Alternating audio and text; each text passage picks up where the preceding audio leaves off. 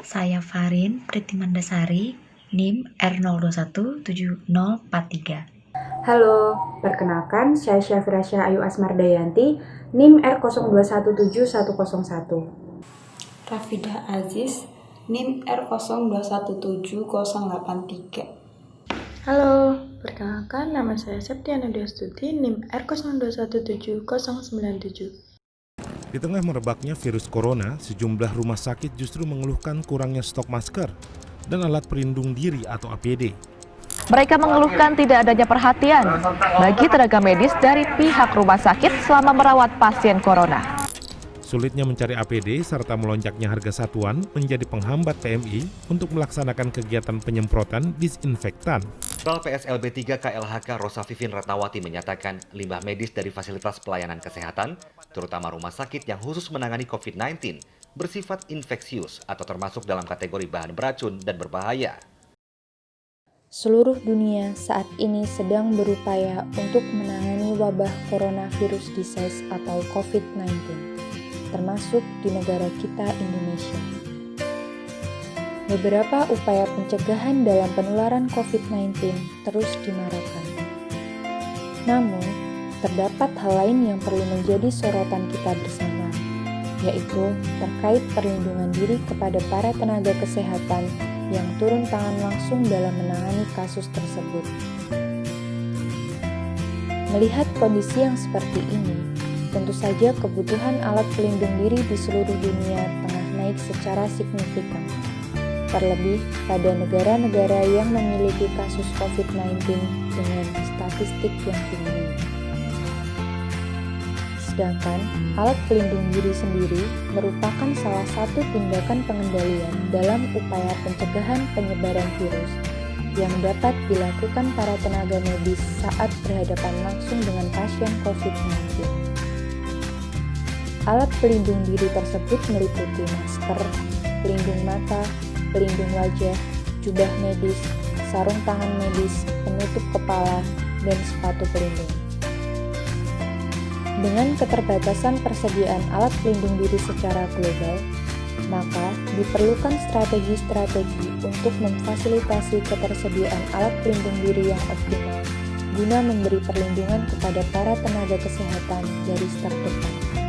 Nah, ada beberapa strategi yang dapat dilakukan dalam pengoptimalan ketersediaan APD yang akan dijabarkan dalam siklus PDCA.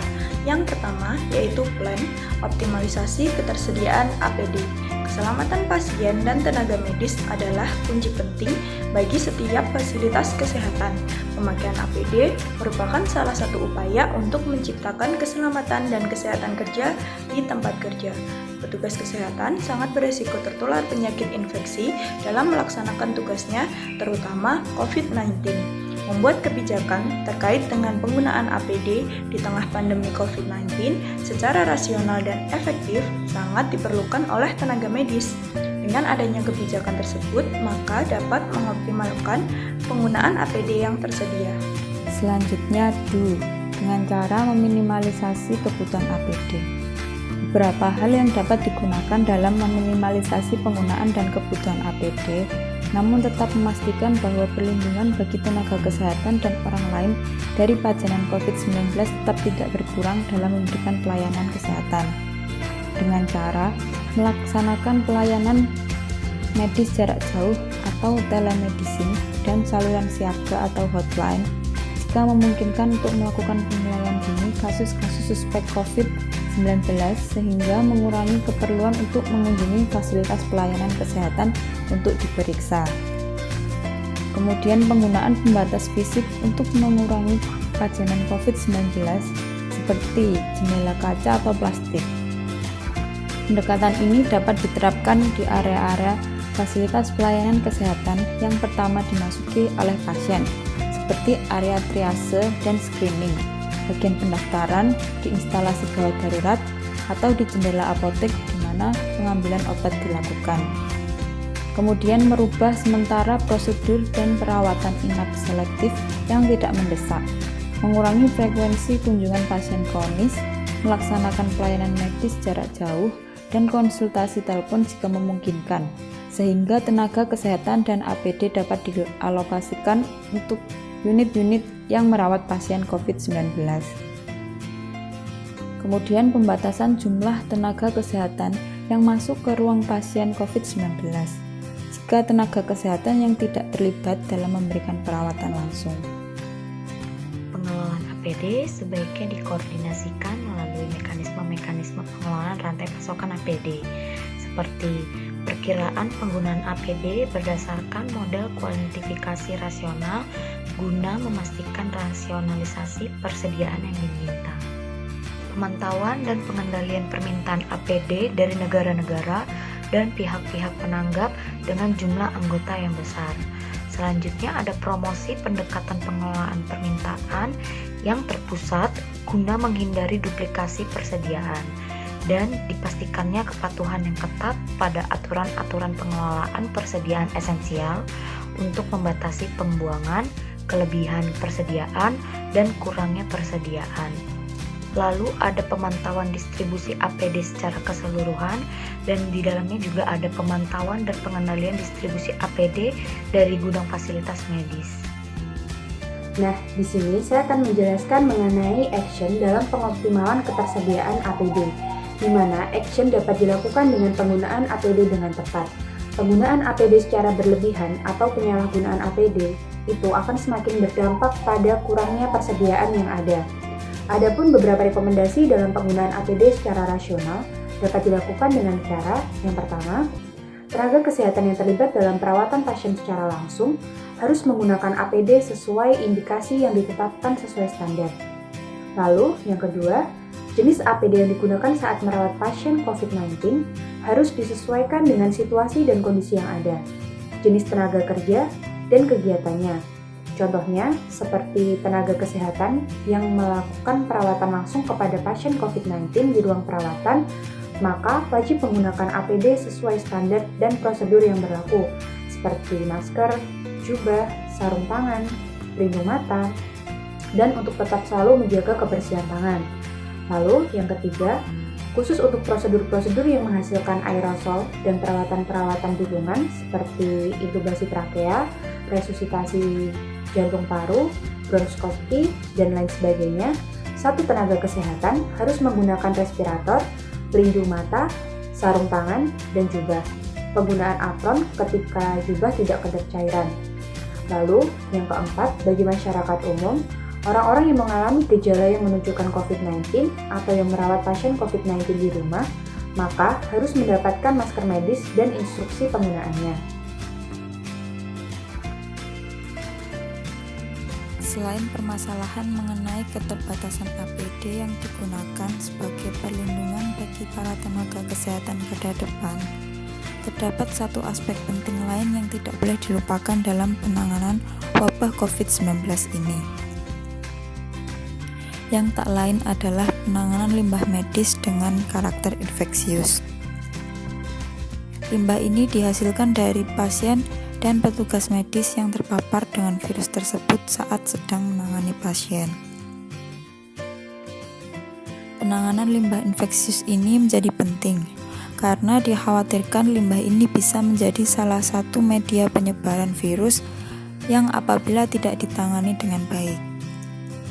Meningkatnya volume timbunan limbah medis infeksius salah satunya berasal dari APD petugas medis yang kontak secara langsung dengan pasien yang telah digunakan dan tidak akan digunakan lagi. Untuk pengelolaan terkait limbah B3 APD yang di rumah sakit, diperlukan suatu program yang dapat dijadikan sebagai pedoman dalam pengelolaannya seperti berikut.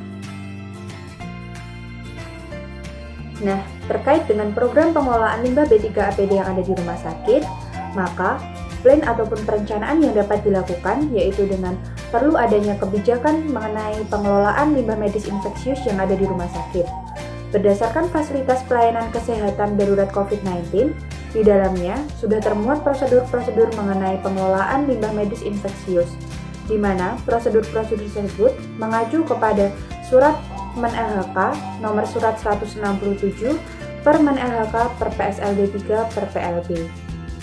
Nah, selanjutnya adalah DU Pelaksanaan dan pengimplementasian dari kebijakan yang ada di plan dapat dilaksanakan sesuai dengan prosedur-prosedur yang berlaku untuk memutus rantai penyebaran virus COVID-19. Karena limbah merupakan salah satu media penyebaran virus apabila tidak ditangani dengan baik. Adapun prosedurnya yaitu yang pertama, identifikasi, pemilahan, dan pewadahan. Setiap penghasil limbah wajib melakukan identifikasi untuk semua limbah yang dihasilkannya. Apakah limbah tersebut termasuk limbah B3, infeksius, maupun patologis. Nah, yang kedua, penyimpanan limbah. Penyimpanan dilakukan sesuai karakter dan pengemasan. Khusus limbah infeksius disimpan paling lama 2 hari apabila pada suhu kamar dan 90 hari apabila pada suhu 0 derajat Celcius. Yang terakhir yaitu pemusnahan limbah. Pemusnahan dengan pembakaran menggunakan insenerator dilakukan oleh pihak jasa pengolah limbah yang berizin. Insenerator memiliki ruang bakar dengan suhu minimal 800 derajat Celcius. Kemudian cek. Dapat dilakukan pemantauan atau evaluasi terkait pengelolaan limbah medis infeksius tersebut, mengelola rekaman pemantauan atau evaluasi terkait pengelolaan limbah medis infeksius tersebut, dan melakukan audit internal secara berkala terkait pengelolaan limbah medis infeksius.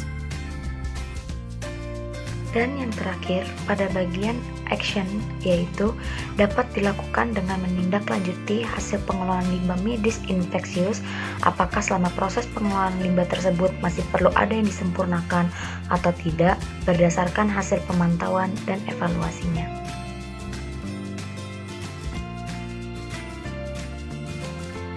Menurut kelompok kami, untuk menangani kelangkaan APD pada saat pandemi COVID-19 ini berlangsung, dapat dilakukan pengoptimalisasian ketersediaan APD dengan cara mengeluarkan kebijakan mengenai penggunaan APD, sehingga kebutuhan APD dapat diminimalisasi. Lalu, dapat dikoordinasikan dengan rantai pasokan APD, sehingga penggunaan APD dapat sesuai dengan kebutuhan. Kemudian, permasalahan banyaknya limbah APD dapat ditangani dengan dibuatnya suatu kebijakan yang berkaitan dengan pengelolaan limbah medis infeksius yang kemudian dilaksanakan sesuai dengan prosedur-prosedur yang berlaku, seperti identifikasi, pemilahan, dan pewadahan dan penyimpanan limbah, dan pemusnahannya untuk memutus rantai penyebaran virus, serta memantau dan mengevaluasi prosedur tersebut, serta menindaklanjuti apakah prosedur tersebut sudah efektif sesuai dengan tujuan atau perlu disempurnakan.